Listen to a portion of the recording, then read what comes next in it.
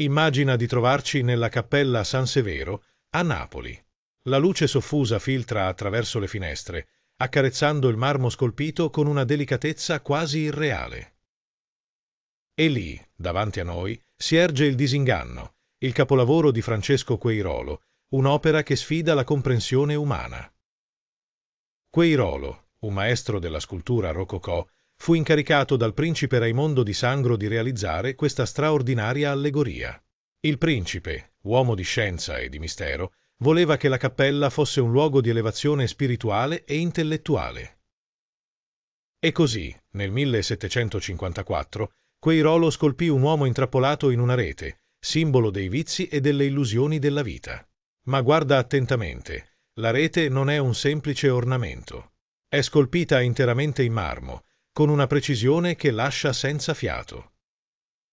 Il personaggio centrale, liberato dal putto che rappresenta l'intelletto umano, si svincola da una rete marmorea incredibilmente dettagliata, lasciando alle spalle le tentazioni terrene e simboleggia l'essere umano intrappolato nelle tentazioni e negli inganni della vita.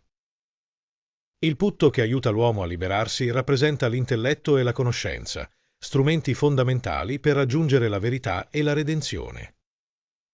Ai piedi della statua, una Bibbia aperta rafforza il concetto di illuminazione spirituale, mentre il globo su cui poggia il putto richiama le passioni mondane. Un messaggio potente: solo attraverso la conoscenza e la fede si può raggiungere la vera illuminazione.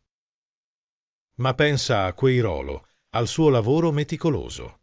Si dice che nessun assistente osasse toccare la rete per paura di romperla, costringendo l'artista a lucidare personalmente ogni nodo con pietra pomice.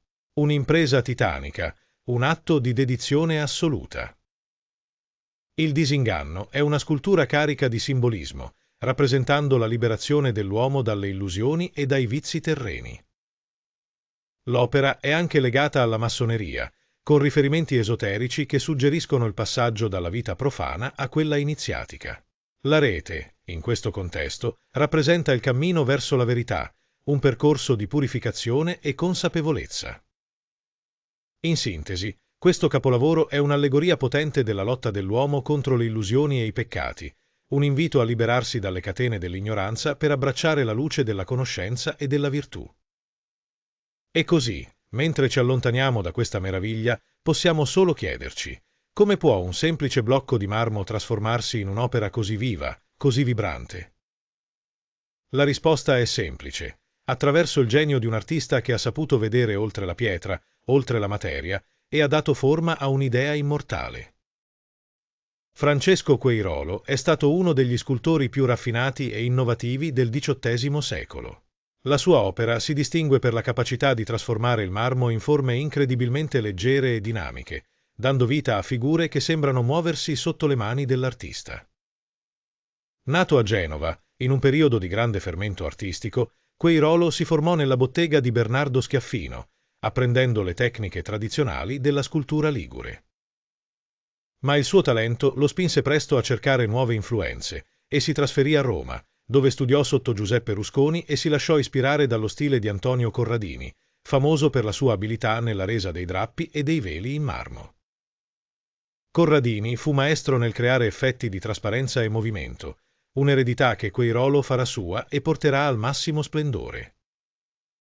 Nel 1752 Queirolo si trasferì a Napoli, un centro artistico vibrante e innovativo, dove il principe Raimondo di Sangro gli affidò l'arduo compito di contribuire alla decorazione della Cappella San Severo, un luogo ricco di simbolismo esoterico e massonico.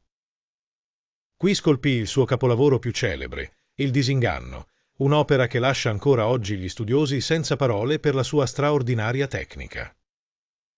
La scultura raffigura un uomo che si libera da una rete marmorea, simbolo degli inganni e dei vizi terreni, aiutato da un putto che rappresenta l'intelletto e la conoscenza. La rete, completamente scolpita nel marmo, fu così complessa da realizzare che si racconta che Queirolo dovette lucidarla personalmente, senza poter contare sull'aiuto degli assistenti, per il timore che si spezzasse. Ma il talento di Queirolo non si limitò a questa opera. Lavorò anche a numerose sculture monumentali, tra cui le statue di San Carlo Borromeo e San Bernardo per la facciata di Santa Maria Maggiore a Roma esempi di classicismo e imponenza. Il busto di Cristina di Svezia, 1740, una rappresentazione intensa e realistica della regina. La figura allegorica dell'autunno per la fontana di Trevi, 1749, dove il movimento delle vesti e l'espressione malinconica del soggetto mostrano il suo virtuosismo tecnico. Il sepolcro della duchessa Grillo in Sant'Andrea delle Fratte, 1752, una composizione elegante e raffinata. Queirolo fu maestro della scultura rococò, capace di fondere monumentalità e delicatezza, creando opere che ancora oggi suscitano meraviglia. Il suo lavoro nella Cappella San Severo non fu solo un'impresa artistica, ma anche un contributo al pensiero illuminista e esoterico del principe Raimondo di Sangro. Il suo nome, sebbene meno noto rispetto ad altri grandi scultori del suo tempo, continua a vivere nelle sue opere, che raccontano una storia di genio, precisione e ricerca della perfezione.